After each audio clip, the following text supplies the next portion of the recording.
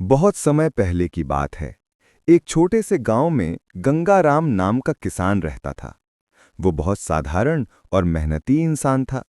हर दिन सुबह सूरज निकलने से पहले उठकर बैलों को चारा देता, खेत में हल चलाता और शाम को घर लौटकर परिवार के साथ समय बिताता। गंगाराम का खेत गांव के किनारे था।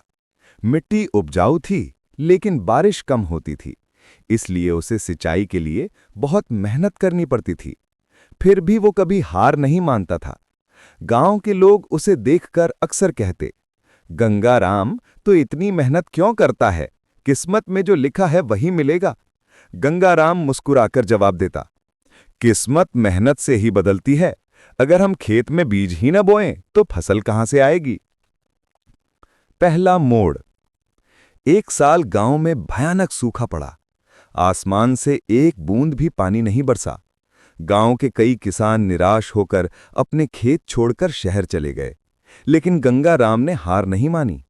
उसने पास के तालाब से पानी खींचकर खेतों तक पहुंचाने के लिए नहर बनाई। दिन रात मेहनत करके उसने फसल को बचा लिया। जब फसल पककर तैयार हुई तो पूरे गांव में वही किसान था जिसके खेत हरे भरे खड़े थे। दूसरा मोड़। गांव के लोग उसकी समझदारी देखकर हैरान रह गए। किसानों ने उससे कहा, गंगाराम, हमें भी सिखाओ कि मुश्किल समय में कैसे धैर्य बनाए रखते हैं।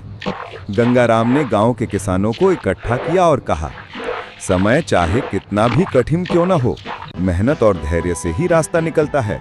अगर हम हार मान लें तो उम्मीद की किरण भी बुझ जाती है। तीसरा मोड़।